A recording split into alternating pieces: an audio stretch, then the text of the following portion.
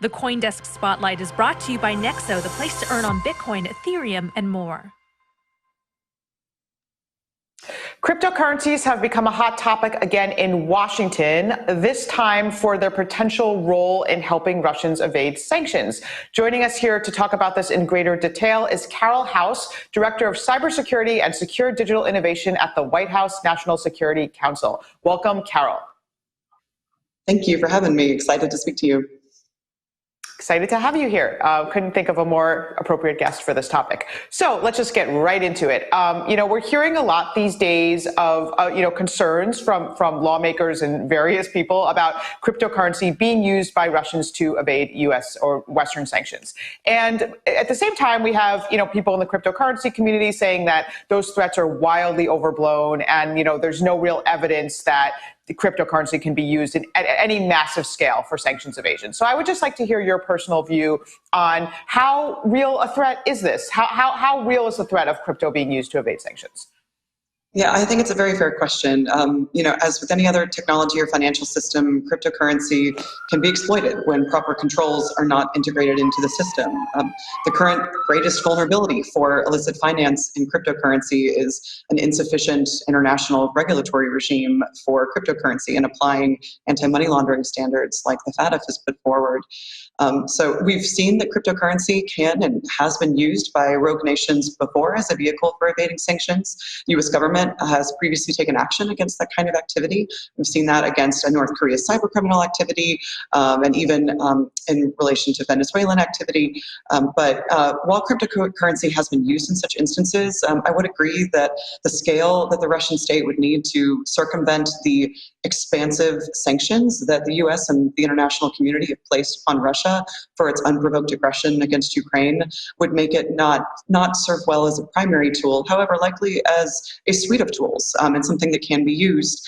And because of that, I think that really led to the G7 making its statement recently, pointing to the fact that we see that this could be a potential loophole that might be leveraged by elites, especially, and we will make sure that we all take action and implement measures that will better detect and interdict any illicit activity and impose costs on any illicit Russian actors using digital assets in that manner. So what are some of the measures that you think are appropriate on top of the measures that are already happening, right? So you have Coinbase, for example, saying that they've already blocked, tens of thousands of wallets that they've seen as problematic. And so what additional actions need to be taken? Because then you sort of run across that line of like, how do you avoid punishing just sort of ordinary users or people who are not, making illicit transactions?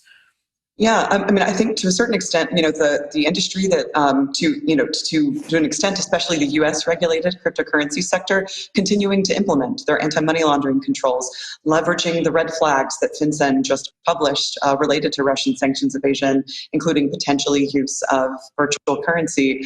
So I think just continuing to implement that, flagging those transactions and reporting it to appropriate authorities, including law enforcement and the Department of the Treasury.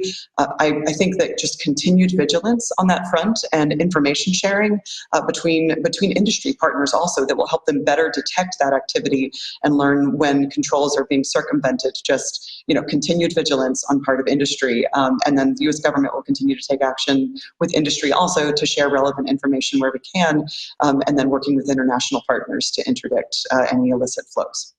When talking about the Russian sanctions, some folks say, there are some Russians who do not want this war to happen and that, a lot of them have to flee and they're the ones who are going to be affected by the sanctions very much so. And so some folks are saying, they shouldn't be punished. I wonder what your thoughts are on that subject. Gotcha. Well, I think I would end up deferring back to the remarks that the president and other White House leadership have pointed to, which is that we are looking to impose costs on the Russian state and Putin and all those who have benefited from the regime that has taken this aggressive action and resulted in such, in such terrible and egregious harms. And victimization of those in Ukraine. So I think that we're going to continue to try to impose those costs on those who are responsible and make sure that we figure out where there's appropriate action to make sure that we're not allowing the Russian state to have access to emerging technologies, and figure out where we should continue to isolate them from the global financial system. So I think that you've seen that our actions have imposed a lot of costs on those actors, and I expect we'll continue to move forward, and we'll see how Russia decides to react. But on the cryptocurrency specific front, I think that we'll just continue to monitor for any Russian individuals or elites, as well as any wider scale use, if that ends up being a means that the state tries for evading sanctions. So, given that this has become, more and more of a topic, especially in light of sanctions, do you get the sense that the mood is changing in Washington? I'm just curious of the perspective from where you're sitting. Are you sort of seeing more concern over cryptocurrency in general? Do you think that, we will see Washington or Congress start taking a harder line on cryptocurrency because of these concerns about sanctions? Yeah, so I do think that we're seeing some expressed concern, right? Like that is a key issue for us. We're imposing costs for good reason to try to change this behavior and levy consequences for this war of choice against Ukraine. But I think that you're seeing that manifest potentially in some interest on the Hill, and of course across administration leadership. And you saw that acknowledged in the statement in support of the recently issued executive order by the Secretary of State. But I think that more appropriately, I'll pivot to the executive order on ensuring responsible development of digital assets, because I think that's really the main vector that the administration is taking on digital assets, which is a balanced one that both recognizes some of the potential benefits for these assets, but also acknowledges that appropriate controls are not being built into these systems systemically, and that we want to make sure that we can promote development of the assets in a way that protects Americans, businesses, protects against financial stability risks overall. So I think that calibrated approach of understanding the risks, making sure that we're implementing proper controls and protections there, but then also once you establish those protections, can allow innovation to potentially grow and thrive in the digital asset space. Earlier I mentioned that Ukrainian President Volodymyr Zelensky had signed in a bill legalizing virtual assets, and Ukraine is number 4 in terms of crypto adoption. The United States, with President Biden signing the executive order, is just about mulling it over and seeing its role. So I wonder, where are the opportunities in crypto that you see? Yeah, first, I'll just highlight that in the United States, cryptocurrency use is legal and has been legal forever, and it's been regulated for over a decade now in the United States. But I see a lot of opportunity to potentially drive aspects like financial inclusion and efficiencies in payments. There's also a lot of opportunities to try to figure out how we direct the ecosystem in a more responsible manner related to climate risks and consumer protections. Most of these systems were built without integrating features like market protections and sanction screening and digital identity. All of these things potentially have technological or governance controls, though, that can be implemented into them that will help to create a financial system that I think Americans will be potentially more eager to be involved in if they know that those protections exist and that the system is developing consistent with democratic values. Is there interest or enthusiasm toward a digital dollar, a CBDC?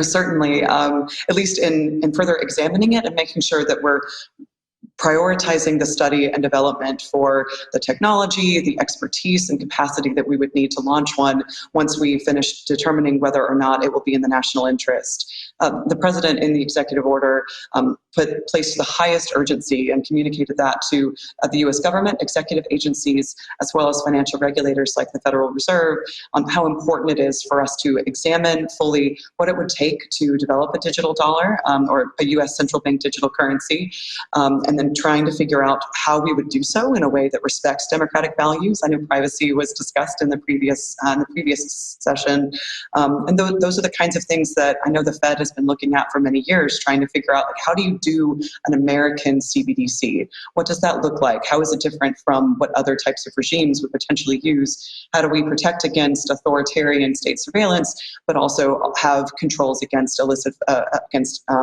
finance, as well as financial stability issues that need to be addressed? All of those are the kinds of things that will have to be considered in determining whether it's in the national interest, and then what an American CBDC would look like. Carole, just returning to this national security sanctions evasion question. So one of the common arguments that people in the cryptocurrency industry are making is that actually in a lot of ways, cryptocurrency in some ways is because it's so trackable and because you can see transactions on the blockchain, it actually is in a way, sort of good for these security purposes, right? In the sense that, there's this kind of like common mythology among people that cryptocurrency is like so dark and murky, but in reality, it's actually very trackable, and it's more trackable than cash. And so in that sense, like, it's almost like, not better, but if a criminal is using cryptocurrency, they're more likely to be found than if they're using, a different method. I'm just curious how you respond to that comment. Yeah, I'm definitely familiar with that issue, and I would say that it all really depends on design. Many of these assets do use public ledgers, and you're right that cash transactions do not post on a public ledger. I would also say that cash transactions do not allow for instantaneous significant value transfer cross-border, like in a very short period of time. So there's ways where, depending on the design of the system, you could have the risk features of cash and wire transfers existing simultaneously, or you have some mitigants, like, for example, them being publicly traceable. There's a lot of things that it all really depends on its design and implementation. Like, not all ledgers are unobscured. Of course, there's other obfuscation methods that individuals could use, like mixers and tumblers, or moving between different blockchains, and other anonymity enhanced cryptocurrencies. So I would say that it does depend. I agree that, like, there are some benefits and there are some risks, and if you implement proper controls, I know I talked about it before, the biggest vulnerability is really that there isn't, without AML regulation internationally, then there may not ever be an identity. If you see it go to an exchange overseas that's not sufficiently regulated and not implementing AML controls, my ability to see that it goes to that exchange doesn't actually help me hold any entity accountable if I can't figure out who was there. So it's so important to in place those critical controls that we have for good reason in the financial system. But I agree that there's a mix of both benefits and risks. Mm-hmm. When I think about some of the reasons that crypto has become popularized, there's a lot of philosophies, libertarianism, a lot of privacy advocates, each having their own kind of angle at it. So I wonder, from that perspective, what kind of philosophy on crypto do you have and see its value? No, well, I'll stay away from my personal feelings, but I'll say that as a civil servant and having worked at FinCEN, that was my prior role where I led cryptocurrency policy there, getting to work on the regulatory front, and starting conversations many years ago where there were a lot of individuals and representatives in the cryptocurrency sector speaking to how it's impossible to know who's on the other side of a transaction, or how you can't regulate something that's decentralized. I think there's been a really great recognition and maturation in the cryptocurrency market, where a lot of folks that are providing very centralized services on top of decentralized platforms recognize that it's critical to put in place these protections. So to me, I think that my perspectives are really on the ability to shape this. Just like any technology, it all depends on how you design it and how you build into it. And as an American, I want a financial system that has proper protections for me if I've been defrauded or my funds have been stolen. I am not interested in working in a financial system that allows for terrorists or rogue nations to very easily launder their proceeds. So I'm very excited and for what the president has directed under the executive order, and would just encourage the cryptocurrency sector to consider to follow the president's lead and the directions he's given to U.S. government agencies, and consider how they can build in, through technological innovation, governance, and other controls, the types of protections and democratic values that the president underscored.